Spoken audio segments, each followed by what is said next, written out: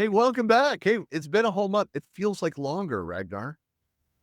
Exactly, yeah. It was a wonderful 4 weeks since we met. I was very busy on the beach doing nothing, like 1 week in Spain, enjoying sun, swimming, good food, siestas, so I couldn't complain. Yeah, no, it sounds great. I love Spain. It's beautiful over there. But welcome everyone to Guardians and M365 Governance. This series, it's a monthly webcast focused on the rapidly evolving and expanding Microsoft 365 and everything around it, governance story. So our goal is to share insights, best practices, and the latest information about governance, features, capabilities, best practices, what people are doing out in the community, all that kind of thing. So basically, everything governance within the Microsoft 365 ecosystem.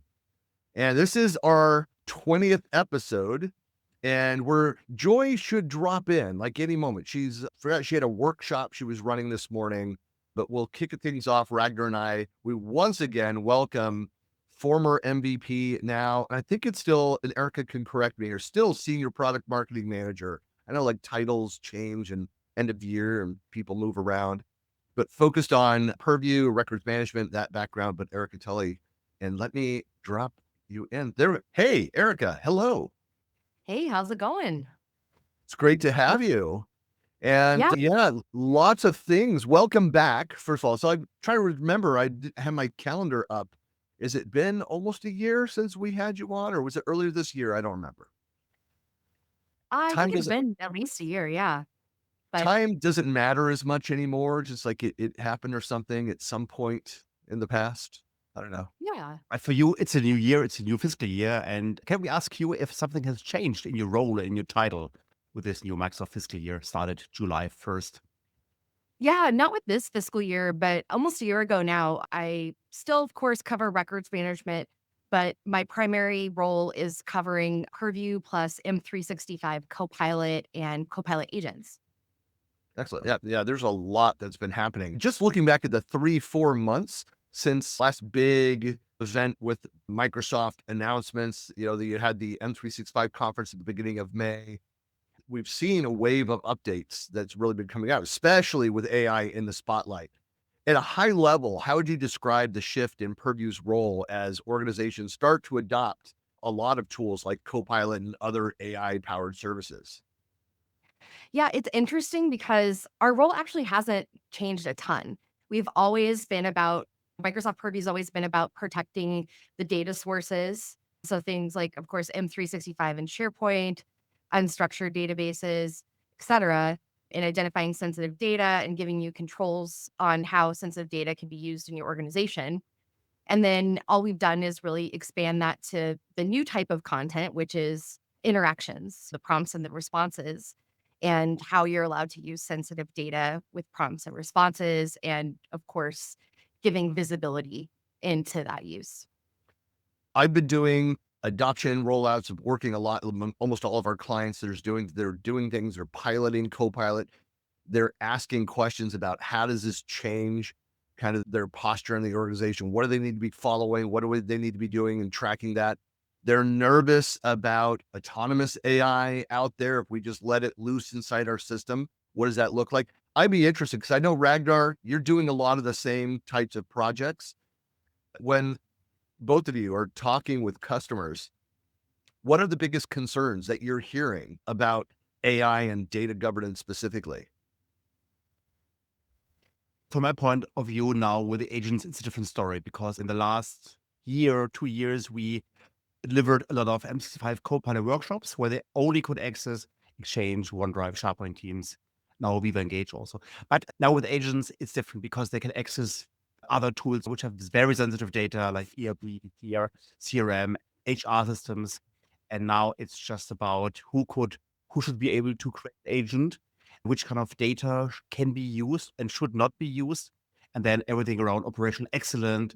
Is the agent running fine or does it fail and just create a cost and it doesn't run through properly? So it's a mixture of quality concerns, cost concerns, and then the data, who should access the data, and then on the agent side, who can access the agents with security groups, MC5 groups. So back again, the old topic about access rights and permissions, which 15 years, 20 years. It never stopped. Right. Yeah. The only thing what has really changed is that the customers are coming now to us and say, please help us with governance. We need a proper governance for agents. We fully understand the value of agents. We want to have them, but please help us with governance. And that's something different compared to last year where we had to push why governance is important, why it matters. And now they ask us, please help us with governance. That's a change. Yeah, I echo everything you just said, and I'll add implied, but the visibility into what agents and AI are doing within the organization. Because I find when I talk to customers and I ask, what are you concerned about? What are you worried about? They list all the things Ragnar just mentioned, but also, I don't know what I don't know. And so I just generally want visibility into what's going on so I can learn and maybe refine my answer a bit. It's good also to understand where AI has, what it touches there, because when it becomes self-aware and takes over, then we know how to better build our escape plan and remove ourselves back into nature. No, but I know that there's a lot of the discussion over the last couple of years, really since Microsoft announced Copilot. I mean, I saw a shift immediately because Microsoft emphasized so much of the governance around it. Was there were two topics when Copilot was announced, was the ethical use of AI and the governance around AI right up front. It was great to see because we all know, coming from like the records management, the collaboration side of the house, SharePoint, that side of things, that we seem to have gone through a couple iterations of new releases where people just threw caution to the wind, governance to the wind. And only when pain happened did they circle back and, oh, we should have organized things better to have control over this. I would, being on the outside as an MVP, and I know because we've had these conversations over the years, Erica, too, when you were an MVP, like this was a concern, like Microsoft is not, they're going out there and they're creating new without looking back and like, why did we build out the structure, the governance, these protections, and then we ignore what we built moving forward and just release things that have no guardrails?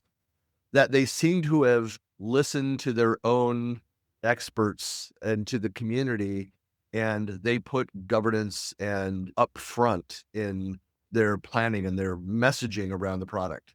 It's just great to see.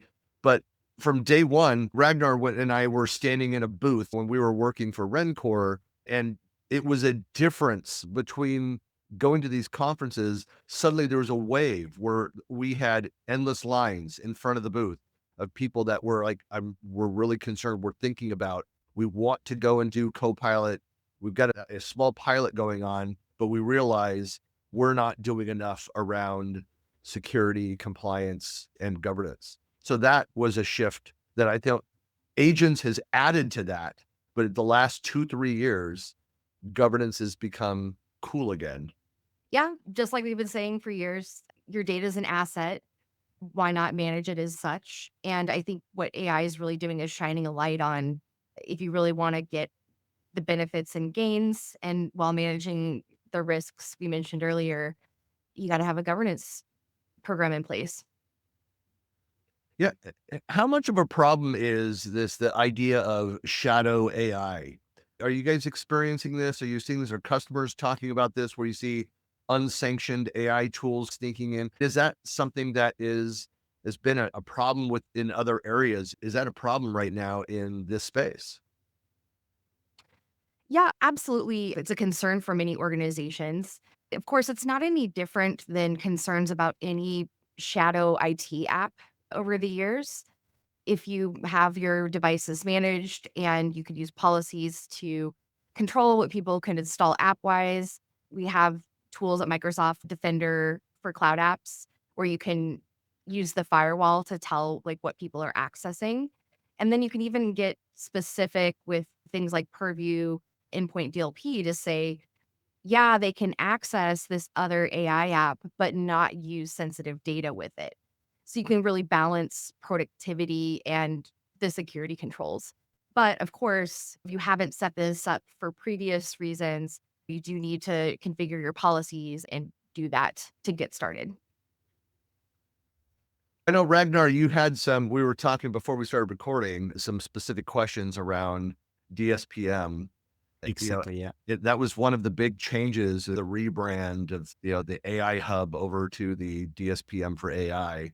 Is there any other, besides the rebranding, is there any other shift in priorities around that happened or other changes? Not just a rebrand, but is just part of the maturity of AI governance, that shift, like anything else that came with that change? Yeah, I think DSPM for AI was our first product that was focused solely on visibility into what's going on. Of course, people have responded very well to it. And so we're going to continue to invest in it. Of course, Microsoft Ignite is going to be in November this year. And that's where you'll hear a lot of the announcements about these investments. And there's going to be some pretty big ones around DSPM in general.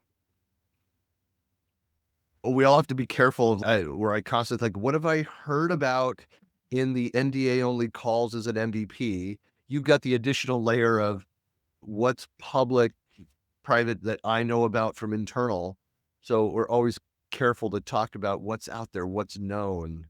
That's the Yeah. reason why I would like to share my screen, because Erica doesn't want to share her screen because some features are still under NDA and embargo. So let's use my demo environment with Purview DSPM, and Erica tells us a little bit what we can see. So first of all, I would just like to emphasize one thing. Christian, you just mentioned controlling monitoring of third-party of third-party AI. So bring your own AI. So here in Purview DSPM for AI, the older ones know that it was called AI Hub in the past, renamed to DSPM, which is Data Security Posture Management. And here there's a brand new section called Apps and Agents. And here we can see that ChatGPT Enterprise can also be monitored next to the first level family members like Fabric and Security Copilot and Copilot Studio agents and Azure AI agents. Yeah, so really what this view is showing, it's based on usage. So if someone just creates, I guess it doesn't apply here, but it actually has to be used to show up here.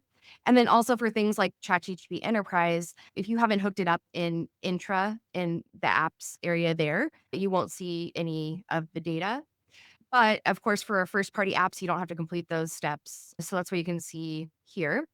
We do show some usage trend data, but really the value is this use protected, both Mhm. through the more security focused policies like DLP, which is focused on how you can share sensitive data with these types of AI, as well as information protection and insider risk. Then also, we're looking at our data compliance policies. Are you keeping or deleting these interactions? Are you monitoring for ethical use with communication compliance, et cetera? I think this is definitely amazing. So I was very surprised when I first went into this column part. Is that, listen, there are so many columns, like core columns, user analytics. We have got here like 6 different ways, interaction analytics, risk and compliance. So this is very rich. And here I just literally have to scroll to the right and then see different columns. And I'm also able to export them as a CSV file and work further.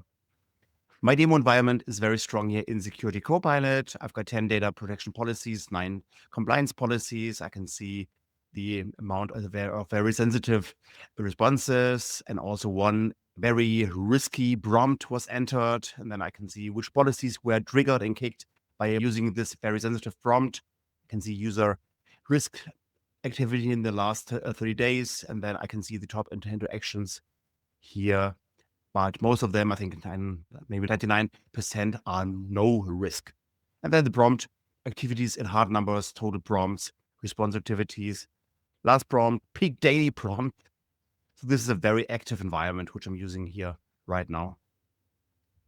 A lot of this kind of the one-click AI policies is streamlined, simplified. We're getting much more detail through the admin experience than we did earlier with other solutions. That's all fantastic. One question that's come up for 2 years now was started by, I'm going to throw his name out there, Andrew Connell, which I completely agree about. He's like, when are we getting Copilot for the admin experience? We need an admin Copilot. I want to be able to go in and look across all the various admin centers and do like a gap analysis. Here's what I'm trying to do, and we're doing this, and there's this integration. What am I missing? Or if I need to strengthen the policy in this area, we have this concern. What can I go and do? Like, is that a thing? Is there a team looking at that, Yeah. Erica? Ragnar has it open right now. Yeah, so we at least have that in the Microsoft security world, including Purview. It's called Security Copilot, and it is AI for security admins and security practitioners. That's very cool. I guess I need to go explore with it because, and I seem to recall hearing about that. I've been so focused on the end user side and adoption strategies and trainings that have not been playing as much in the back end. But that's really where I see like the future of going in there and automating that is creating agents, creating repeatable tasks like back on the back end to go and do, and to alert when there are changes in the system. And they're like, hey, you're trying to, if it's intelligent enough to recognize that you're trying to do this, and here's suggestions of how you can improve your security based on the latest releases that are coming out. So that instead of having to constantly watch every security update, summarize that, figure out how does that impact me, for the system to know the context of what I have in place, what I'm trying to do, and make suggestions.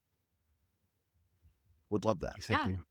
And it's also emerging. So what I really like about is that the topic of security and compliance are merging. So in the security copilot, I can also see data and information from Purview, and also classical things from audit logs and Sentinel.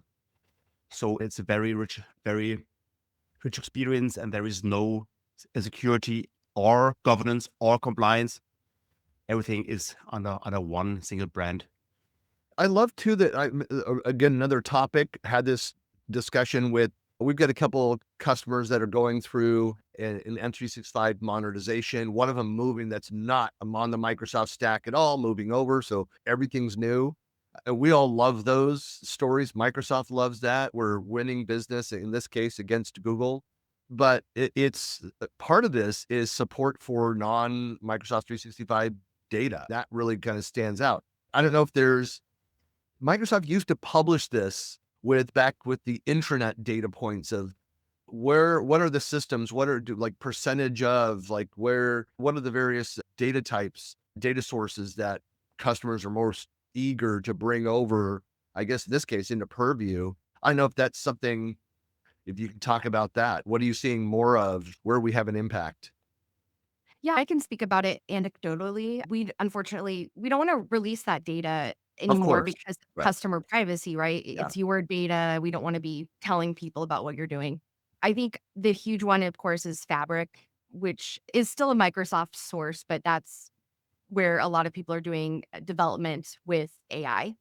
And then, of course, Dataverse is a relational database that's also driving a lot of AI use. Outside of Microsoft, it's all the things you would expect, everything from AWS to other kind of structured repositories. Those are the ones like we can do today. And then, of course, we're always looking at customer feedback about the next sources to add. I will give a little plug here. The more specific you can be about the feedback, the better, because we have to invest in building these connectors. When people say, oh, I just want to be able to manage unstructured data, it's maybe not so actionable. Please file the specific feedback, and we very much are listening. So I've now logged into the security copilot, and the interesting thing is that there are also now agents. We not only have the agents for the end users, like a travel agent or policy agent or sales agent, we also have now the Purview agents, like the Purview. Exactly what I was talking about. I guess I need to go and Yep. play a bit. Yep. Exactly. That's the place. What I did here is I just went to the security copilot, and then I literally searched for Purview. And then here I can see what the agent is doing. I can go deeper in how it can be triggered, what it should do, deployments, activity. So I can see how the performance is of this agent. So that's the next generation. And I think, Erica, maybe there will be also more. Currently, I only see 2 Purview agents when I search for Purview. Is this correct? Or did I just search only for Purview and I missed something? No, those are the 2 that we started with because obviously triaging alerts is a pain point that we hear quite frequently. But Yep. again, I'll say stay tuned for Ignite. Oh, yes. What a cliffhanger. Yeah. Another thing too, in the partner ecosystem, one thing Mhm. that you see with the maturity of the space, and there's continued growth and opportunity, of course, just within the Microsoft ecosystem, more and more partners that are expanding out on their solutions, especially the product companies, into multiple clouds and doing things. It's always exciting to go to an event like Ignite, to these massive events, and see the competitors that are there and showing their integrations, their stories alongside Microsoft products. Love that. With Purview specifically, you've got the SDK, you've got support for Snowflake. Is it the idea to position Purview more as a central platform for data governance across environments? Is that something that Microsoft is positioning that?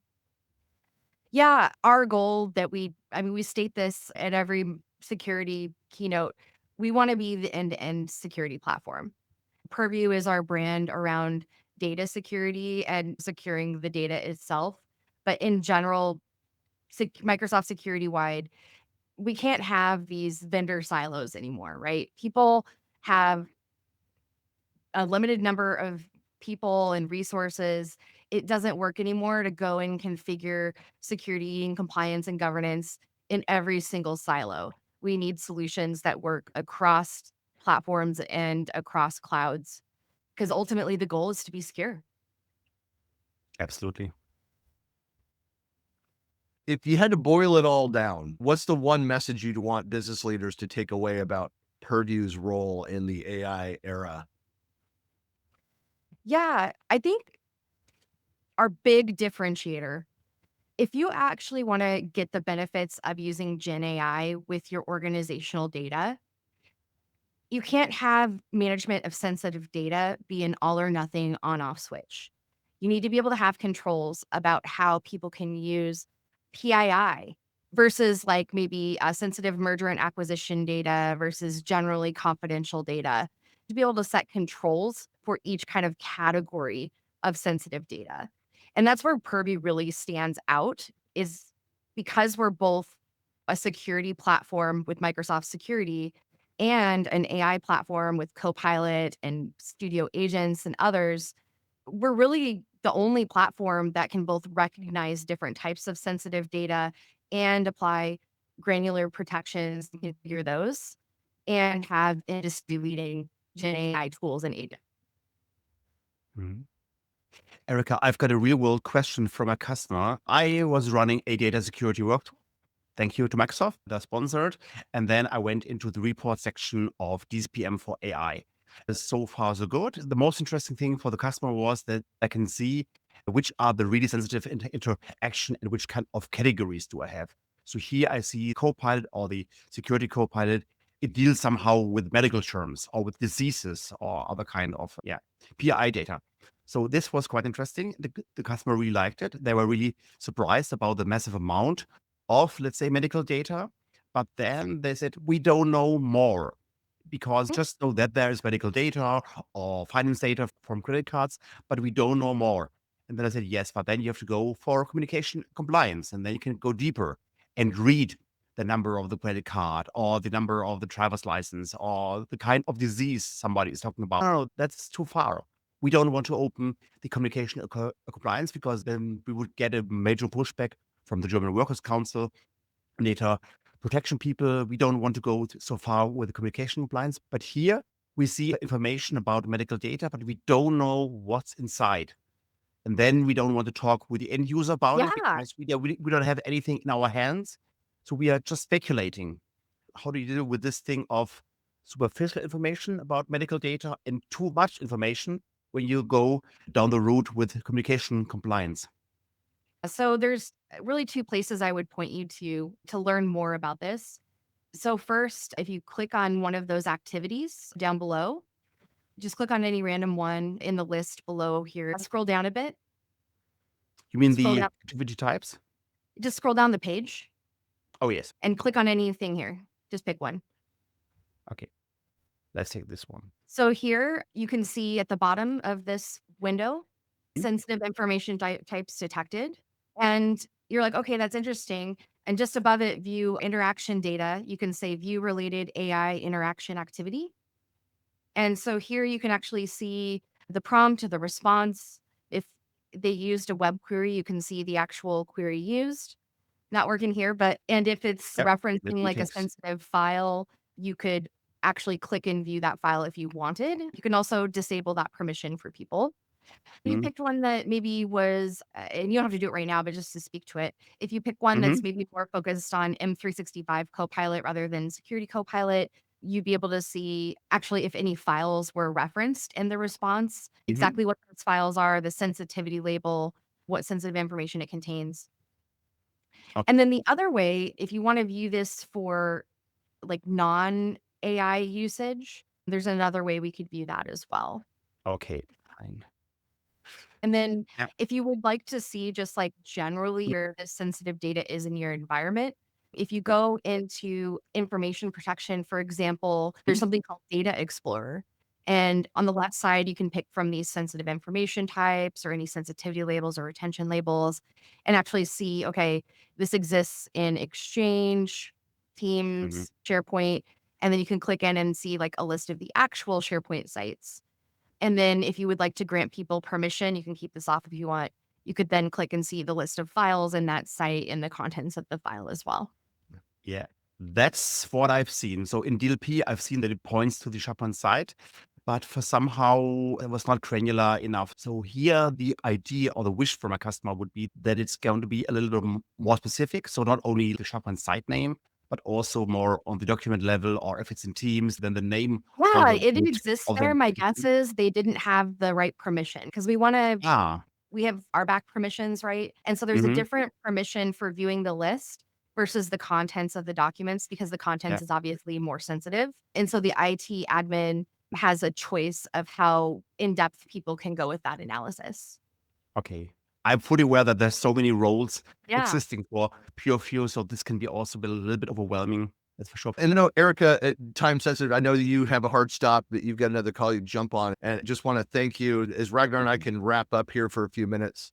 But thank you for your time. I hope to see you. It's a bummer that I don't see you at every event anymore. No, I miss it. Yeah. So hopefully we'll see you at once or twice this fall. But thank you so much for your time. And of course, we'll have all the contact information for Erica out in LinkedIn and socials and stuff. And I'll say, Erica, again, is a former MVP. She's very approachable. You can reach out with questions. So yeah, within reason, as obviously we're all busy, but she's busy. But thank you so much for your time, Erica. Yeah, Christian, Ragnar, thank you so much for Highly having me. appreciate it. You've answered all my nerdy questions here. So thank you for that. Anytime. All Thanks right, a lot. bye. Bye. Bye bye. Ragnar, I know that I'm sad that Joy didn't drop in. So she must have. She's running a workshop and like got pulled into something, but it was a great conversation and I really appreciate you showing actual problem areas, questions that you had with clients. That also always makes it more real, more easy to understand the context of the new features and capabilities. So I think that's something what we should do also in the next shows. We don't want to do a webinar here where we just show slides and pitch something here. So that's something what we don't want, but there's real life questions coming from real customers. I like that Interesting, mix and too. people can see something and see some visual things of the real product. Ragnar, the other thing is that I had a thought too about how you and I have a lot of product company experience. That's where I've spent most of my Microsoft career is working for product companies. But now I work for a consulting company. You work for a consulting company. We're out there, real world deployments with customers around these things. But I just keep thinking about how different things are now that Microsoft is starting to build out this kind of capability where you don't have to 100% rely on third-party solutions for them. Now, the third-party providers, as we both know, they are still doing innovative things in other areas, cross-cloud. They're out innovating Microsoft in other scenarios, but it's great to see such robust solutions It is amazing. Yeah. around So the admin space by Microsoft. Yeah. So I worked at Microsoft as a channel lead for the E5 suite. So Purview and the Compliance Center was part of my baby, which I launched to our partners a couple of years ago. And I'm very impressed about the massive speed Microsoft is putting here into the AI and Copilot capabilities of Purview. This kind of speed and innovation I've never seen in the life of Purview. So that's number one. But there's still space for the third-party vendors because Microsoft reports are usually out-of-the-box reports. And the vendors, they provide report building sets and dashboard builders. So that's a huge difference. And also, to be honest, Purview is not part of this AI and Copilot part of Purview is not part of the E5 license anymore. It's part of the pay-as-you-go license. Then at the end, you need to see what is the price you pay for Purview as pay-as-you-go versus third party. Buy a tool that provides that and a bunch of other things. Exactly. Yeah. But the biggest story for third-party vendors is definitely that they have this single class of pane where have everything, where you have all the important workloads under one control and not, okay, you've just a major focus and a drill down and deep dive into Copilot agents, governance, and compliance. You have got everything in one single dashboard. That's always the major difference. It's great to see Microsoft offering out SDK for Purview. The other side of that is that the vendors, the partners are constantly asking for Microsoft to expand the options that are available for hooks into the platform and data. That's a constant battle to allow the third-party tool providers to do more with the data. So I know that there's a lot of vendors that are out there. We've worked with the majority of the biggest names that are out there.